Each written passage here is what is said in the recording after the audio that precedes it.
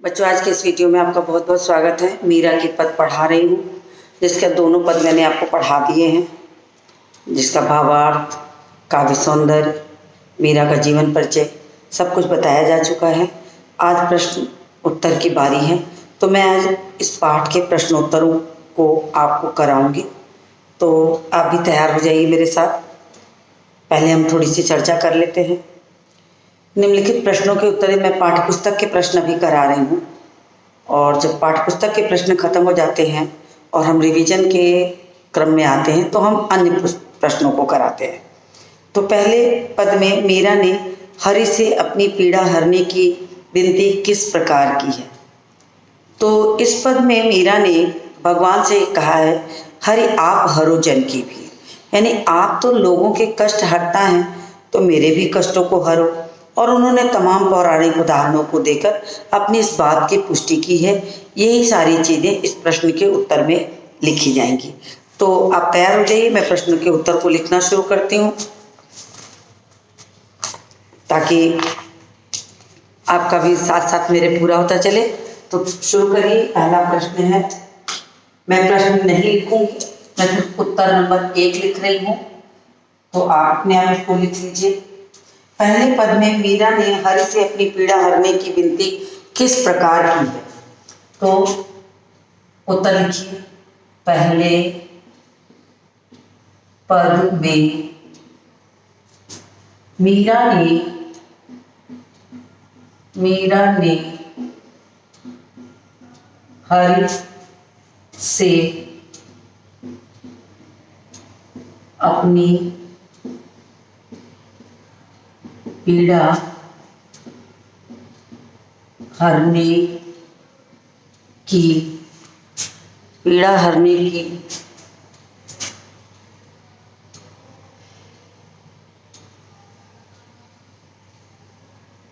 पीड़ा हरने की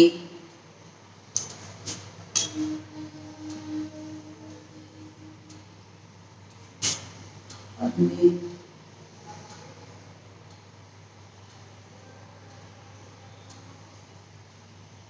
पीड़ा हरने के लिए, की नहीं के लिए, पीड़ा हरने के लिए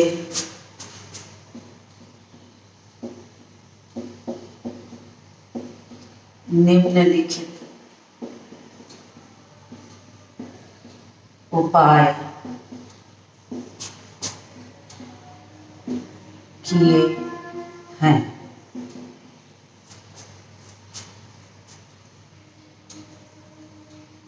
पहला है, स्वयं को हरि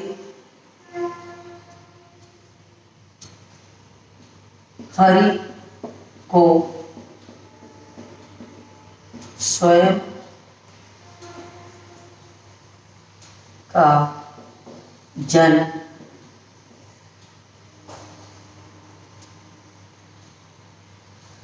हरि को स्वयं का जन कहकर कहा है कि आप तो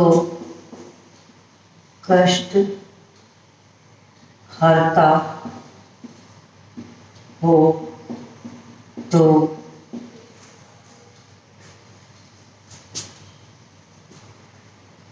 कष्ट हरता हो तो आप मुझे अपना समझकर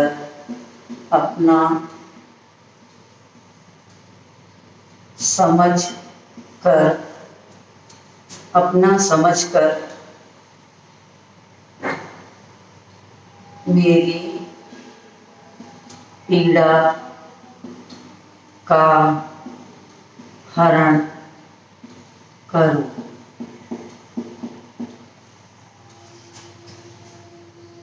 दूसरे से में लिखा जा सकता है कि हरि को अपना उद्धार करने की गुहार लगाते हुए हरि से अपने उद्धार की गुहार लगाते हुए लगाते हुए कहा है, हरि आप हरो, हरि आप हरो मारी भीड़।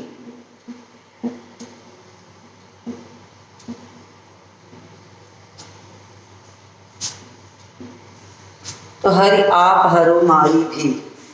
फिर हरि के अनेक उनके रक्षक की याद दिलाई है। हरि को उनके रक्षक रूप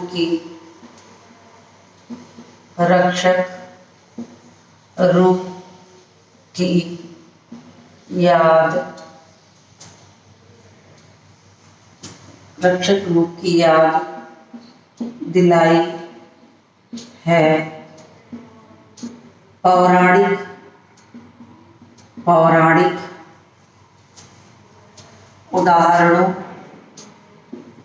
उदाहरणों के माध्यम से, जैसे द्रौपदी और भक्त प्रहलाद से, जैसे द्रौपदी और भक्त प्रहलाद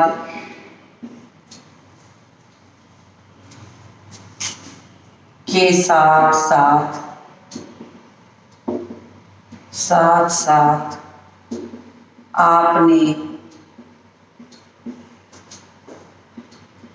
गजराज की भी रक्षा की है। इसलिए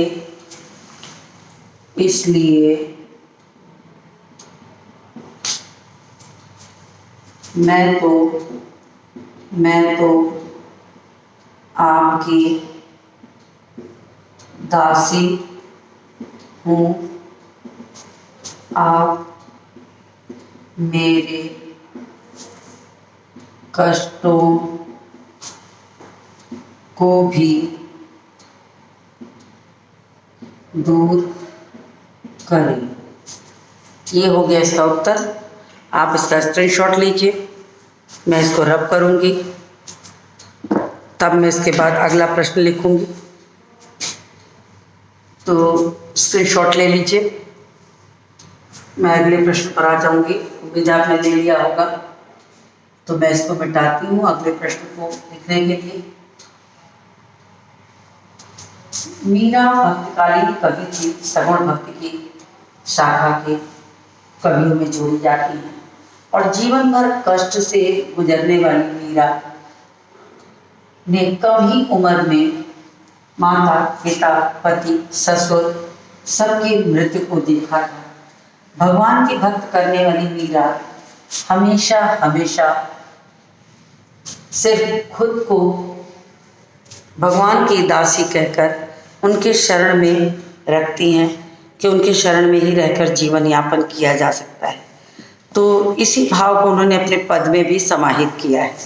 अगला प्रश्न है, दूसरे पद में मीरा श्याम की चाकरी क्यों करना चाहती हैं, स्पष्ट करें।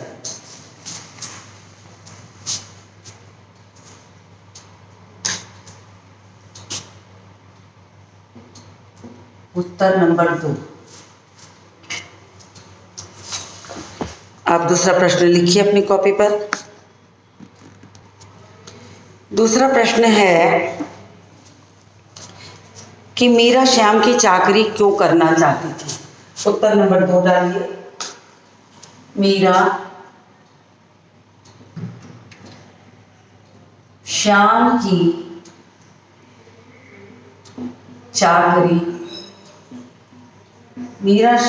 चाकरी इसलिए करना चाहती थी, इसलिए करना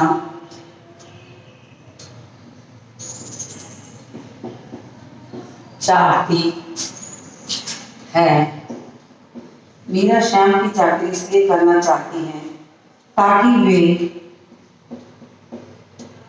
ताकि वे इसी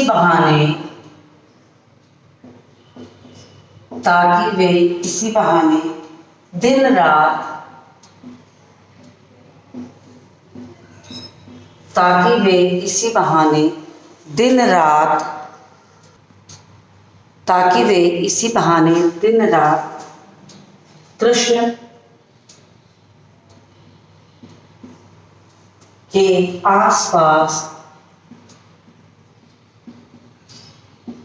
आसपास बनी रहें।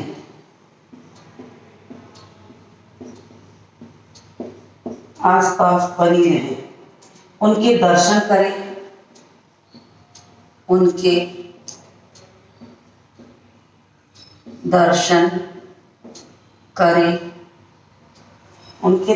करें, उनका स्मरण करें,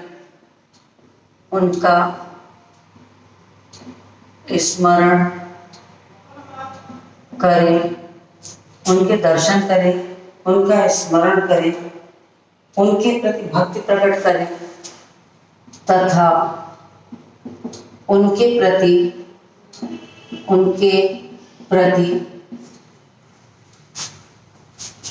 भक्ति प्रकट करे। उन्हें प्रसन्न करने के लिए उनको प्रसन्न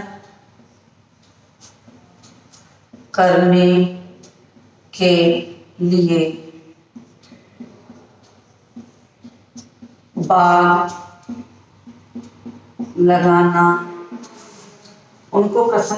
के लिए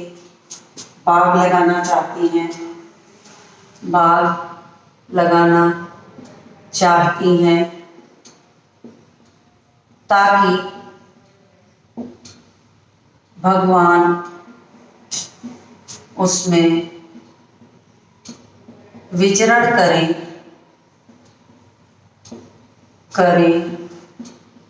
और उन्हें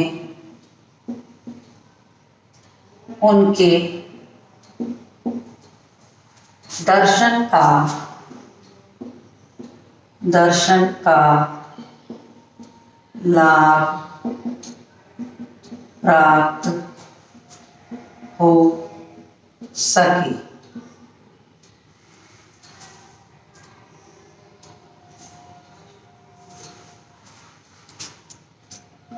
उद्देश्य यही है कि मीरा कृष्ण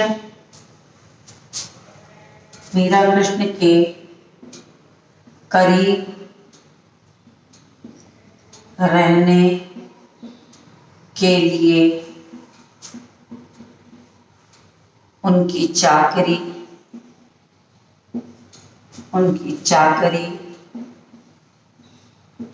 करना चाहती हैं,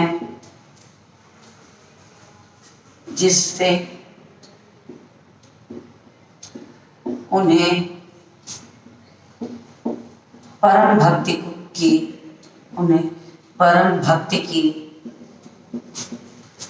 की प्राप्ति हो जाए। तो ये हो गया आपका दूसरा प्रश्न। तो ये दूसरा प्रश्न भी मैंने आपका लिख दिया। अब मैं तीसरे प्रश्न लिखूंगी, इसके पहले आप इसका स्क्रीनशॉट ले लीजिए। तीसरे प्रश्न पर आती हूँ। तीसरा प्रश्न है, मीरा ने कृष्ण के रूप सौंदर्य का वर्णन कैसे किया है? तो मीरा ने जो दूसरा पद कहा है कि श्याम माने चाकर राखो जी, वो चाकरी करने का जो उनका उद्देश्य है वो भगवान को रिझाने का भी उद्देश्य है। वो चाहती हैं कि चाकरी करते हुए मैं भगवान को रिझा सकूं, उनको प्रसन्न कर सकूं। तो उन्होंने वहाँ उनके रूप सौंदर्य का भी वर्णन किया है। इस बात का एहसास किया, तभी तो वो कहते हैं कि मोर मुकुट पीताम्बर सोहे गल बैजंती मान। तो इस तरीके से उन्होंने उसके रूप सौंदर्य का वर्णन भी किया है। और भक्त ये हमेशा जानता है कि अगर भगवान को रिझाना है, अगर हमें किसी को रिझाना है, भगवान को छोड़ दीजिए, अगर हमें किसी को रिझाना है तो उसकी प्रशंसा आवश्यक है। तो मीरा ने भी उसी प्रशंसा को माध्यम क्या बनाया कि भगवान के रूप सौंदर्य का वर्णन करती हैं अपने पद में। जहाँ वो कहती हैं कि श्याम माने चाकर राखो जी, वहीं पर उनकी प्रशंसा के लिए कहती हैं कि मोर मुकुट पीताम्बर सोहे गल बैजंती माल। तो उन्होंने ये भी इसीलिए कहा कि उनको रिझा सकें, उनकी भक्ति के चरम को प्राप्त कर सकें, जिससे उन्हें दर्शन, स्मरण और अन्य लाभ जो है उनके जीवन का, जो भक्ति का उद्देश्य है, वो उन्हें प्राप्त हो सके, दर्शन भी मिल सके, स्मरण भी मिल सके और भक्ति भाव की जागीर भी मिल सके। तो यही यहाँ पर कहा गया है। तो मैं तीसरे प्रश्न को लिखती हूँ, आप इसका स्क्रीनशॉट ले चुके होंगे, इसलिए मैं इसे मिटाती हूँ।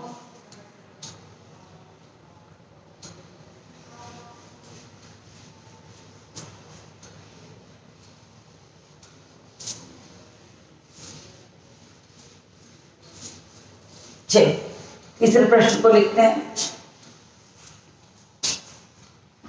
तो तीसरा प्रश्न है कि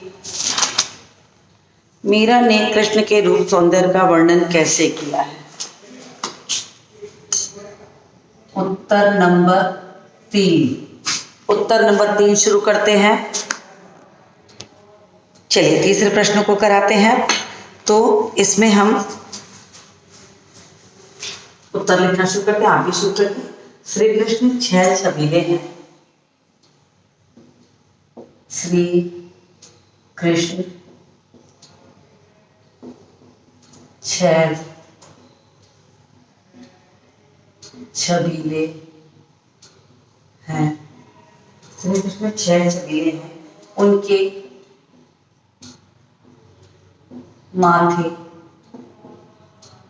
माथे पर मोर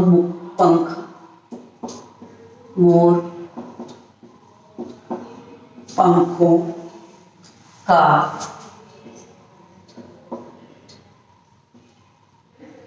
मुकुट है, जो शोभायमान है, जो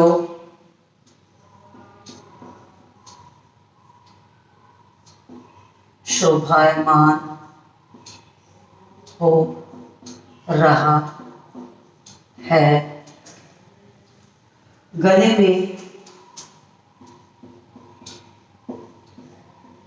में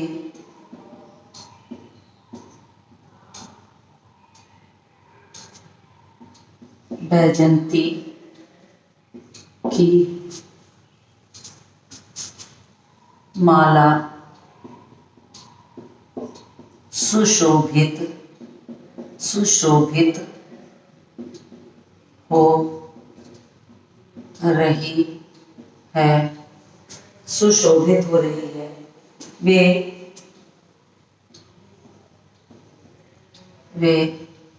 मुरली बजाते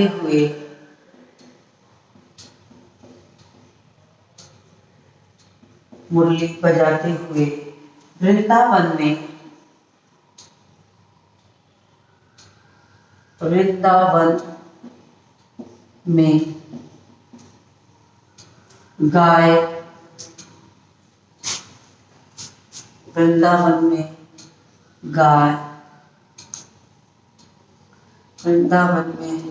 गाय चराते हैं।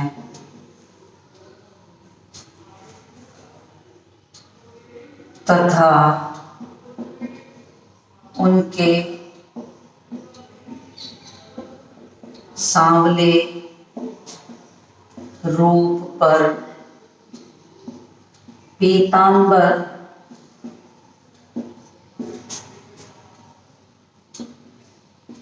अत्यधिक सुंदर लग रहा है। तो ये देखिए श्री कृष्ण का सौंदर्य वर्णन उन दो पंक्तियों को, जिन पंक्तियों में उन्होंने श्याम माने चाकर राखो जी कह करके, आप इसका स्क्रीनशॉट ले लीजिए। उन्होंने इस दो पंक्तियों में ही कृष्ण के सौंदर्य वर्णन को किया, जिसके कारण यहाँ पर श्रृंगार भाव दिखता है, माधुर्य गुण बनता है और अंततः यहीं पर भक्ति भाव के साथ श्रृंगार रस की भी उत्पत्ति हो जाती है। तो उनके रूप सौंदर्य का वर्णन यहाँ किया है। अब अगला प्रश्न है कि मीरा की भाषा शैली पर प्रकाश डालिए। बहुत इंपॉर्टेंट है, बहुत पूछा जाता है। और इनकी भाषा शैली की अगर संक्षेप में चर्चा करें तो चूँकि मीरा ने अपनी भाषा में ब्रज राजस्थानी, क्योंकि राजस्थान में उन्होंने अपने बाल्यावस्था से विवाह के बाद ही वो चली गई थी वहाँ से, और वृंदावन की गलियों में गीत गाती रहती थी, भजन गाती रहती थी। तो दोनों जगह की भाषा का मिश्रित रूप आ गया है उनकी भाषा में। तो ब्रज है लेकिन राजस्थान मिश्रित है, और उसमें कहीं कहीं पर उन्हें पूर्वी बोली के शब्द और साथ ही साथ तत्सम शब्द के साथ भी कुछ शब्द मिलते हैं। तो ये देखने को मिलता है। इसी को हम विस्तार में लिखेंगे। तो मैं प्रश्न शुरू करती हूँ। उत्तर है उत्तर नंबर 4। उत्तर नंबर 4, मीरा की भाषा, मीरा की भाषा राजस्थानी, मीरा की भाषा राजस्थानी मिश्रित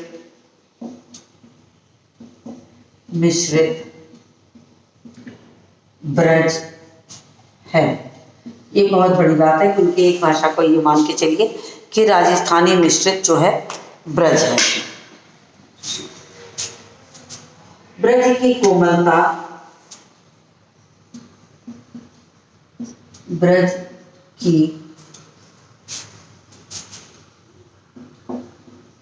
कोमलता, ब्रज की कोमलता, राजस्थान की अनुनासिकता, राजस्थान की अनुनासिकता, जहाँ के शब्दों के उच्चारण हल्का सा नाक का स्वर आता है, चंद्र बिंदु वाला चीज होती है, इसको हम कहते हैं अनुनासिक। तो ये जो इसमें जो स्वर सुनाई पड़ता है मुख से निकलने के साथ उसमें कुछ नाक की ध्वनि भी आती है, जिससे उनके राजस्थान में अनुनासिकता के कारण इसमें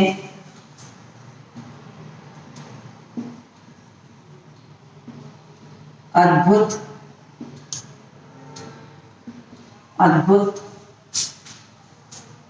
मिठास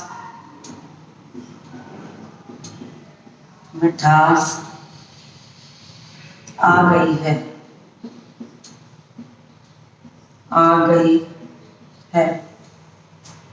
नारी हृदय की तरलता,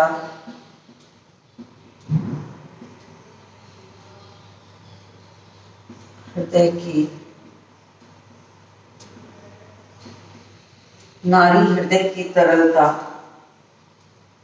भाव भक्ति की सरलता, भाव भक्ति की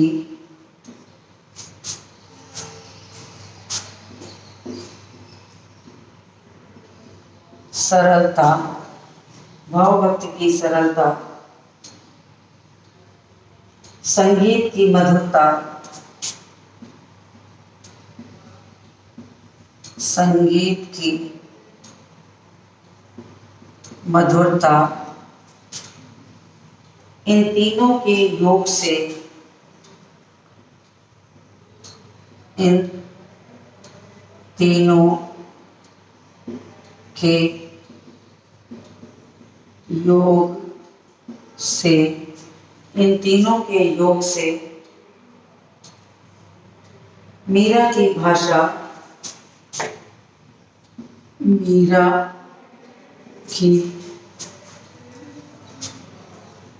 मीरा की भाषा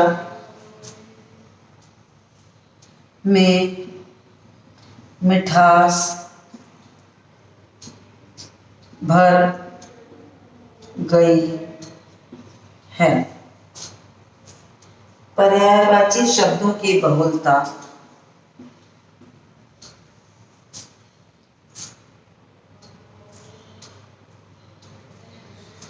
पर्यायवाची शब्दों की बहुलता, जैसे उन्होंने कृष्ण के तमाम पर्यायवाची शब्दों का प्रयोग किया है, तो इतना आप स्क्रीनशॉट ले लीजिए, फिर मैं आगे का लिखती हूँ। इतना स्क्रीनशॉट लीजिए आप इसको, क्योंकि नीचे अब दिखाई नहीं देगा। तो उम्मीद है आपने इसका स्क्रीनशॉट ले लिया होगा। मैं ऊपर से रब करती हूँ, तब मैं इस प्रश्न को पूरा करूँगी।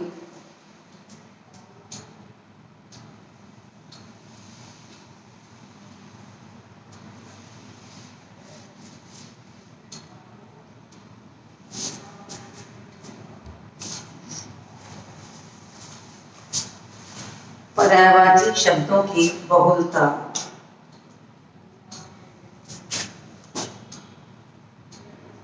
इनकी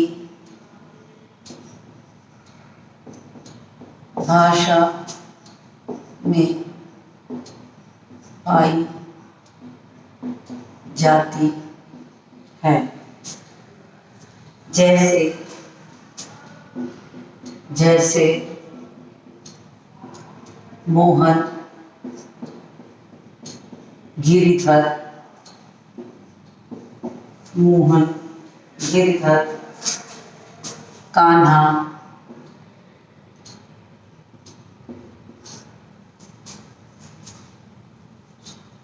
श्याम इत्यादि इत्यादि अलंकारों का भी भरपूर अलंकारों का भी भरपूर प्रयोग इनकी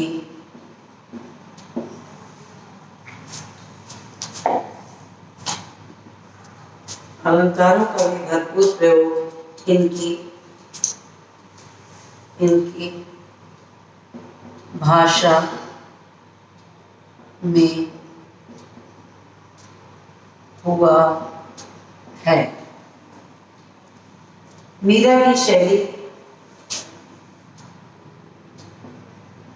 मीरा की शैली की सबसे बड़ी विशेषता है कि उसमें गीतात्मकता का गुण है। उसमें गीतात्मकता का गुण है, जिसमें निजता,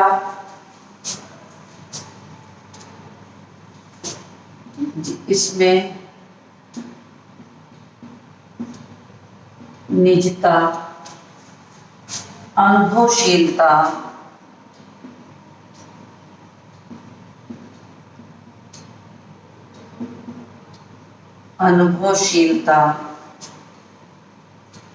संक्षिप्तता,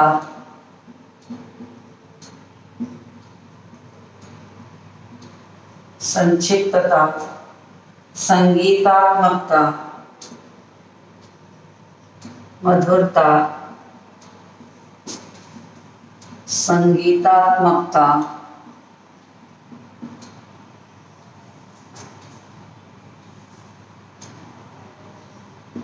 के